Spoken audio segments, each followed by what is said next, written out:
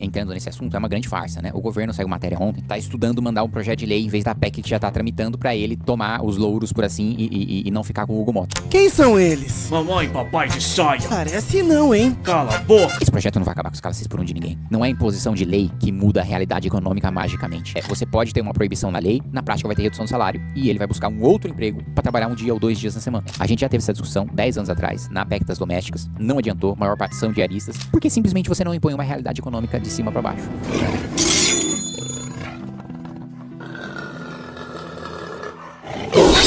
Sempre quando tem esses assuntos, quando tem essas pautas mais polêmicas, né, que a gente quer sempre criminalizar mais, né, esse tipo de crime, e a gente vê que são sempre os mesmos partidos, são sempre as mesmas pessoas que pensam diferente. Às vezes a gente tem participações, a gente fala que é o pessoal da canhota. O pessoal da canhota vem aqui reclamar. Vem falar, mas eu sou da canhota, mas eu não penso assim. Só que toda vez são sempre os mesmos partidos. Isso é a orientação do partido, porque não dá para imaginar que todo mundo pense diferente da maioria da população, né? Na sua opinião, isso faz parte da orientação do partido, que todo mundo que pertence ao PSOL, ao PT, partidos de esquerda, votem ao contrário do que a gente está pensando? Ou você acha que tem pessoas ali que até pensariam em ser diferente, mas precisa seguir o partido? Eu acho que o PSOL 100% pensa assim, né? E isso é até uma coisa que, na votação do meu projeto, porque na primeira votação do meu projeto de aumento de pena, o PT foi contra, a base do governo foi contra. PT, PDT, PSOL, etc.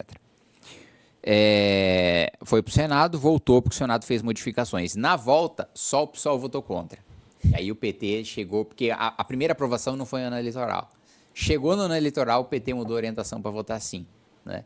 Então, o PSOL, que eu até falei, olha, o único partido que manteve a coerência aqui de defesa de menos penas para criminosos foi o PSOL. O PT sempre votou contra, chegou no ano da eleição, votou a favor. Então, o PT é oportunismo ali, não é a crença, a visão de mundo. Eu diria, que a maior parte do PT tem essa visão mesmo de afrouxamento de pena, mas não é todo mundo. Mas mesmo que tenha essa visão de afrouxamento de pena, vota para endurecer quando é para fortalecer o projeto do partido, quando é para facilitar a reeleição do Lula. O Lula vai chegar à reeleição, deputado? Eu não sei, olha, eu já coloquei muita dúvida de que ele disputaria por causa da sua saúde, né? Ele já está com a idade avançada e pelo péssimo momento que ele vivia, na época que eu fiz essa avaliação, 6 meses atrás. 6 meses atrás, e você veja como a política muda muito, muito rápido, né? 6 meses atrás o Lula estava morto. Não tinha, eu conversava com deputados da base do governo e falava, perdemos, né? Agora, né, o Lula está muito competitivo, né? Eu acho que vai ser uma eleição muito apertada. Então, mesmo porque o campo bolsonarista escolheu o pior candidato, que é o Flávio, né? O Flávio tem rejeição dentro da própria direita, né? Se eles escolhessem escolhessem o Tarcísio, se eles escolhessem o Caiado, teria muito mais condições de vencer o Lula com mais folga do que o Flávio, que está passando aperto, né? E está passando um aperto antes do PT ligar a máquina contra ele. Porque a análise que eu faço é o seguinte, até a convenção partidária, na realidade, olha, até daqui 2 dias, 4 de abril... Fecha a janela, né? Convenções é julho, daqui a 2 dias fecha a janela, né? Se você tiver filiado a um partido, você consegue só disputar por ele e tem um prazo agora, em abril, de descompatibilização. Quem está no executivo e quer disputar um outro cargo, precisa sair. Passado depois de amanhã, que não dá mais para governadores saírem no cargo para disputar a eleição majoritária, eu acho que o PT liga a máquina contra o Flávio, porque falou, beleza, agora é o Flávio, é o adversário que a gente quer, o adversário preferido do PT é o Flávio, dentro do campo bolsonarista, aí ligam a máquina contra ele. Então, se sem estar com a máquina do PT ligada contra ele, ele já está tecnicamente empatado com o Lula, quando ligar... E quando ele for para o debate com o Lula, porque assim, vamos lembrar, o Flávio já disputou uma eleição majoritária, a Prefeitura do Rio de Janeiro. Ele desmaiou no meio do debate, não aguentando a pressão de uma pergunta, né? E aí depois foram avaliar tal, não é que ele passou mal porque tinha alguma doença e tal, ele passou mal de nervoso. Imagina esse sujeito no debate à presidência da República. né? Então Contra alguém muito acostumado a quanto alguém debate, extremamente acostumado com o desde debate. 1989 para presidente da República. Antes disso, para outros cargos. É o sujeito que mais participou de debate para a presidência da República, né? Então, E um grande orador, né, deputado? sim, dá pra não, negar, sim, um grande sim, orador. lógico. O Lula, não à toa, ele é um líder carismático, né? Ele arrasta as pessoas por causa do seu carisma, infelizmente utilizando isso para um populismo barato que condenou o nosso país ao subdesenvolvimento, mas não dá para a gente subestimar o nosso adversário e falar que o Lula fala mal, que o Lula não sabe debater. Ele sabe debater, ele sabe como falar com o seu eleitor e ele sabe como comer o eleitor do centro, do meio, sair do seu eleitorado base e ir para e avançar. O Flávio cresceu antes da hora nas pesquisas? Eu acho que o Flávio cresceu porque as pessoas consolidou-se como o candidato do bolsonarismo, né? E aí, beleza, as pessoas decidiram que seria ele, aí tem uma mistura. Eu acho que uma parcela menor é do bolsonarista convicto que gosta do Flávio. Outra parcela é do bolsonarista que não gosta do Flávio, mas fala, bom, é o que tem. E eu acho que tem outro ponto que é a direita não bolsonarista. Eu acho que essa é a maior parte do que o Flávio mostra hoje nas pesquisas, que não gostaria de votar no Flávio, mas que por ver ele na frente das pesquisas, né? Quer evitar o Lula. Eu acho que é este o eleitor que nós estamos atrás. O cara da direita não bolsonarista como nós. O nosso desafio é tornar o Renan mais conhecido. Hoje ele já está em terceiro, já surpreende o resultado nas pesquisas, né? Até saiu algumas matérias do Lula preocupado, porque o Renan foi quem mais cresceu na geração Z, do Flávio preocupado pela mesma razão, o crescimento dele entre os jovens é muito grande. Bom, eu estava no Trajano agora, perguntei quem conhece o MBL, todo mundo levantou a mão, então a gente tem uma presença muito forte nessa geração e é uma geração que vira voto. Né? Eu me lembro na eleição de 2020, o Arthur Duval tinha 1% para a Prefeitura de São Paulo, mas ele tinha 10% entre quem tem 16 e 24. Abriu a urna, ele fez 10% geral. Então, é um eleitorado engajado que vira voto, que muitas pessoas da família veem como uma referência. Você que se interessa por política, que não está na mídia tradicional, mas está no ambiente digital, das redes sociais. Exato. E o Renan tem hoje um desconhecimento de 70% da população que não conhece ele. E está na frente do Caiado e do Zema. Está na frente do Caiado e do Zema, que são governadores, né? Sim. Se juntasse só o eleitorado dos estados dele, já daria mais do que... Minas Gerais, o estado com o maior número de municípios da federação. Já daria mais do que as intenções de voto do Renan. Então, eu acho que a gente tem um espaço muito grande para crescer. Eu estou muito confiante na candidatura dele. É uma candidatura com possibilidade real de chegar a um segundo turno. Sim, eu acredito que sim. Vai ser difícil, né? É uma eleição que já tem dois players bem estabelecidos que precisam ser batidos? Sim. Mas existe precedentes muito recentes dessa mesma situação. Bolsonaro na primeira eleição, Marçal agora para a Prefeitura de São Paulo, quase foi para o segundo turno.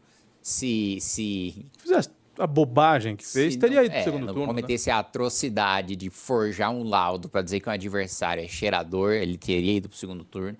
Então, a gente tem histórico. É difícil, mas é possível. O Marçal vai ser um ativo para qualquer lado nessa eleição para presidente? Ele está inelegível, né? Ele não pode disputar a eleição. Então, mas foi para o União Brasil. Eu não sei como é que está exatamente a situação dele, porque diz o União Brasil que quer lançar ele ao Senado. Não sei se eles estão trabalhando com a hipótese de reverter a inelegibilidade dele no TSE, porque ainda não transitou julgado, não sei. Mas ele entra num espaço vazio para o Senado, né? Porque, na minha avaliação, o candidato que tem o melhor posicionamento é o Derrite, né? Acho que uma das cadeiras é relativamente garantida, cara, que eleição é muito difícil falar disso, mas é que ele está melhor posicionado. A outra cadeira era do Eduardo, e o Eduardo foi embora, né? Não estará, e eu acho que o segundo candidato da chapa do Tarcísio, um é o Derrite, deve ser muito fraco, deve ser alguém do centrão que não vai empolgar. Então, acho que esse é um espaço que o Marçal tem para crescer. Infelizmente, porque eu acho o Marçal uma pessoa deplorável, um cara que primeiro vendeu riqueza sendo pobre para vender curso ensinando a virar rico. Aí, ninguém que comprou o curso ficou rico e ele ficou muito rico. Então... e ele não conseguiu, por exemplo, e não conseguiria fazer paralítico andar, né? Mesmo assim, com multidões assistindo o que ele fazia. Tentou fazer assim.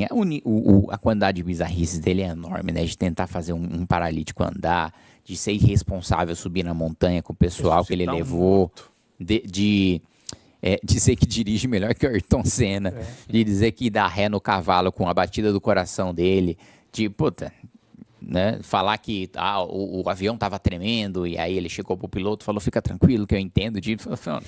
É um conjunto de histórias bizarras que só mostra, infelizmente... Mas um comunicador que envolve as pessoas, né? Então, é bizarro, mas é persuasivo. É o ponto que eu ia entrar, ele convence as pessoas porque o nível de educação do brasileiro é baixíssimo.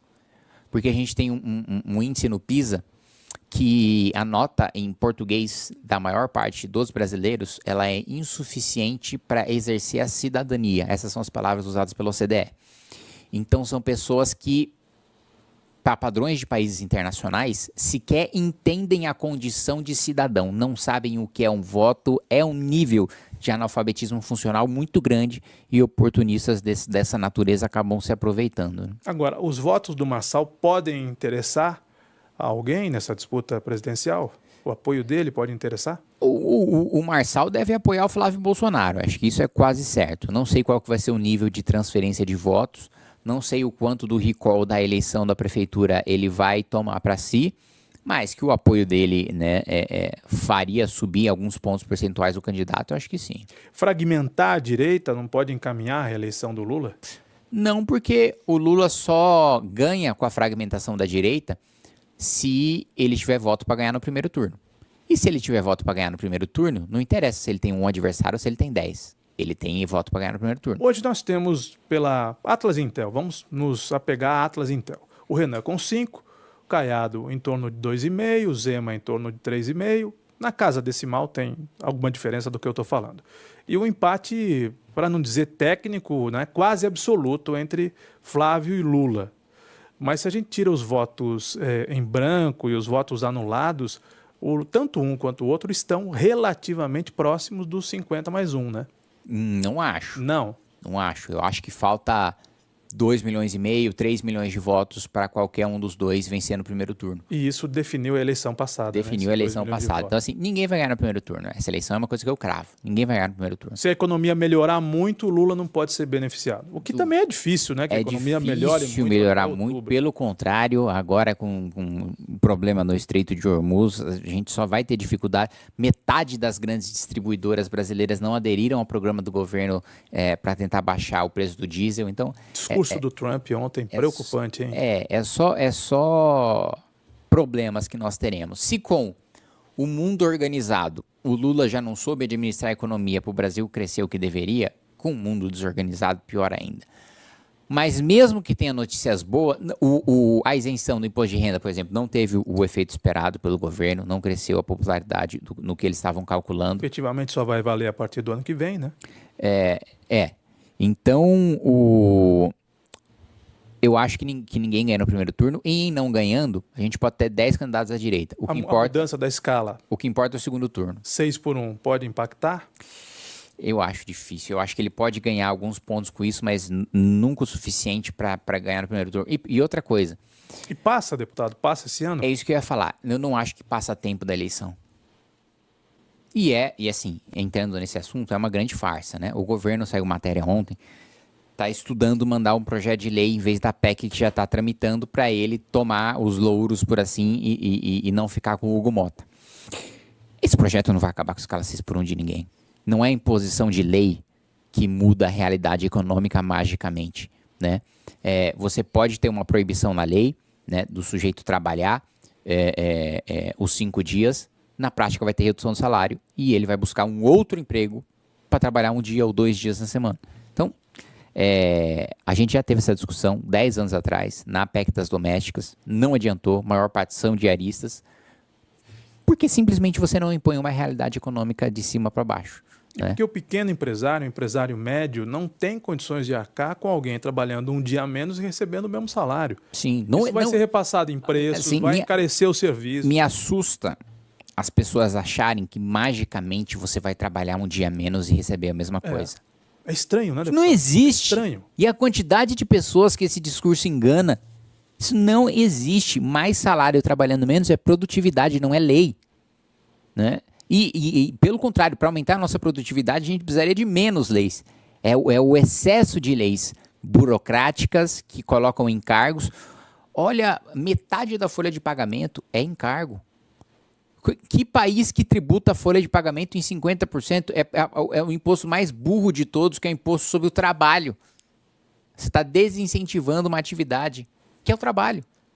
Com a desculpa de que vai tirar para a política pública X, Y, Z. Em país desenvolvido, dinheiro de política pública sai do tesouro, não sai da folha de pagamento do trabalhador. Então, hoje o trabalhador já trabalha o suficiente para receber mais. Ele só não recebe mais por causa da mordida do governo. Sim. Ninguém discute produtividade, ninguém discute custo Brasil, só se discute uma medida que, quando nós falamos contra ela ou não nos posicionamos totalmente a favor dela, não é uma fala popular, nem um pouco popular. Claro. Né? Pega mal, porque o trabalhador quer trabalhar menos e ganhar a mesma coisa. Né? Se puder trabalhar menos e ganhar mais, ele fica mais feliz ainda. Mas efetivamente, na prática, não é isso, né, deputado? Na prática, não é isso que vai acontecer. Eu vou te dizer o exemplo de mim mesmo. O meu primeiro emprego foi na escala 6x1. Essa lei não mudaria nada, porque o emprego era informal. E assim, a gente tem 44 milhões de brasileiros no emprego informal. A gente vai aumentar esse número. As pessoas vão continuar trabalhando nessa escala sem registro nenhum. E assustador é ver que só 1/3 da mão de obra, de quem está empregado, de quem está produzindo, é CLT nesse país. Sim. O resto é tudo informalidade. Sim. São tamanhos os encargos. A CLT fracassou. Né? A analogia que a gente costuma fazer, né? Os Estados Unidos têm menos direitos. O Japão tem menos direitos. O Canadá tem menos direitos. Você vê alguém saindo de lá para vir para cá para ter mais? Não. Lá se trabalha menos e se ganha mais. Sem a burocracia e os encargos que você tem das leis trabalhistas brasileiras. Em Portugal a mudança deu errado e quando se usa como comparativo à Islândia, é preciso dizer que a Islândia tem uma população pouco superior à população de Limeira. Né? E a Islândia primeiro ficou rica e depois enriqueceu as leis. Rafa Coelho, agora 12h51. Kim, vocês falam, se intitulam como a direita não bolsonarista, né? Qual que é a dificuldade disso, né? Porque se você fala, eu sou de esquerda, a pessoa já te coloca como petista, sou de direita, a pessoa já te coloca como bolsonarista. Você falou que esteve no Trajano, que muitos já conhecem o MBL. Qual que é a dificuldade de colocar isso, principalmente para as pessoas mais velhas, que existe uma direita que não é bolsonarista? Eu acho que a nossa questão é mais uma questão de visibilidade. Quem nos conhece já entende o nosso posicionamento, concorda com o nosso posicionamento. Só que a gente nunca disputou uma eleição majoritária em nível nacional. A gente nunca teve acesso à TV aberta nacional, a gente nunca teve acesso aos grandes debates. Então, a partir do momento que o nosso posicionamento... Uma coisa que eu quero muito ver, e tudo se desenha para que o Renan chegue na campanha com 10%. Chegando com 10%, ele está nos debates. Estando nos debates, vai ficar muito, mas muito claro a nossa diferença. A diferença do Renan para a diferença do Flávio Bolsonaro. Só um adendo. O Missão vai ter tempo de televisão e rádio? Não. Não vai. Primeira eleição, nem isso e nem fundo partidário. Tem quase nada de fundo eleitoral e zero de fundo partidário. Vocês estão contando com essa porcentagem para chegar no debate. Exato. A regra do bom senso não vai. Tem que chegar em 10%. Por exemplo, debate da Band, da Globo, do SBT. Se o Renan estiver em terceiro lugar, mesmo que ele não tenha 10%, ele não eles no primeiro podem turno, chamar, mas assim, a política da maior parte dos veículos é que tem ali pelo menos seus 10%. Por exemplo. Mas isso tem exceções, né? Vou citar um exemplo com vocês. Há 2 semanas, a minha assessoria teve reunião com a Rede Globo para falar sobre os debates para o governo do estado, que eu ainda decido se vou, em junho, se eu vou disputar ou não. E eles disseram como provavelmente, se eu disputar, vão ser só 3 candidatos, eles me chamam em qualquer hipótese para o debate. Quer dizer, em tese, seria a regra do bom senso. Né? Eu vou citar um exemplo que não vale porque considera proporções muito menores. Aqui em Limeira, por exemplo. Quando nós organizamos debates, independente do resultado da pesquisa, nós chamamos os 5 primeiros. Perfeito. Né? Nós já tivemos eleições para a prefeitura aqui com 7, 8 candidatos. Mas os 5 primeiros eram chamados. Os que têm performance pior do que isso, não, independente do 5º colocado ter 1% da intenção de voto e do primeiro colocado ter 30 e tantos por cento da intenção de voto. Eu imaginei que em nível nacional fosse isso. Não é. Eles chamam quem eles são obrigados a chamar, que é quem tem 5 deputados, 5 parlamentares dentro do Congresso Nacional, e dos outros que não tem o critério de pesquisa, que é o discricionário aí de cada veículo. Ô Kim, eu nem sei se é ético o que eu vou dizer aqui, mas eu vou dizer porque eu sou fã da Jovem Pan, eu sou fã do Pânico, te vi tantas vezes no Pânico, e acho que foi na Jovem Pan cunhado o termo direita sapatênis, né? Sim. Costumam usar. A direita que não é bolsonarista são os isentões ou os direita que usam sapatênis.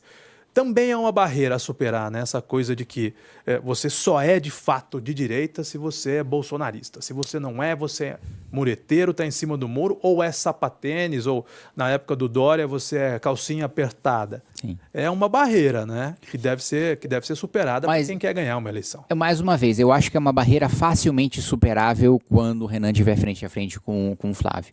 E quanto mais entrevistas o Renan conceder, mais vai ficar gritante a diferença e mais vai ficar claro que o discurso do Renan na segurança pública é muito mais radical do que o do Flávio, né? O Flávio já disse que reviu a sua opinião sobre progressão de regime, que acha que tem que ter ressocialização. O nosso discurso é muito diferente disso. O nosso discurso é de prisão perpétua, o nosso discurso é de matar os líderes das facções, de quem quiser dominar o território brasileiro como se fosse seu, de declaração de guerra, de levar a polícia militar auxiliada pelas Forças Armadas, de colocar o tanque nos territórios dominados pelo crime. Ele, por exemplo, votou, e isso tem causado muita rejeição na direita a ele, o projeto de lei da misoginia, né, que é absolutamente subjetivo e traz um tratamento desigual, né? Se eu tiver um bar e eu te impedir de entrar porque você é homem, a pena vai ser menor do que se eu impedir uma mulher entrar no bar porque ela é mulher. Qual que é a razoabilidade disso? Qual que é o sentido disso, né? Se eu não te contratar porque você é homem, eu vou ter uma pena muito menor do que se eu não contratar uma mulher por ela ser mulher, né? Então, ele votou a favor desse projeto e depois disse que foi uma armadilha do PT, que na realidade ele é contra. Mas peraí, que armadilha é essa que você vota a favor? Você não leu o projeto? Então você sofreu uma armadilha de si mesmo, né? Intelectual, cognitiva, né? E aí ele diz, não, eu sabia que não tinha clima para mudar no Senado, por isso eu levei para a Câmara. Gente, isso não existe. Eu estou acostumado a perder todas as semanas no Congresso Nacional. E independentemente de eu saber que vou perder, eu ter muita convicção de que eu vou perder, o projeto que eu sou contra, eu voto contra e eu obstruo e deixo as pessoas votando horas um projeto que poderia ser votado em segundos. Marcar o seu posicionamento e trabalhar até o final para tentar barrar ou tentar mudar o texto é parte do jogo. E veja, eu digo que eu estou acostumado a perder, mas por vezes eu ganho, não tendo maioria, pelos instrumentos de obstrução, por mobilização popular. Cadê essa atuação dele?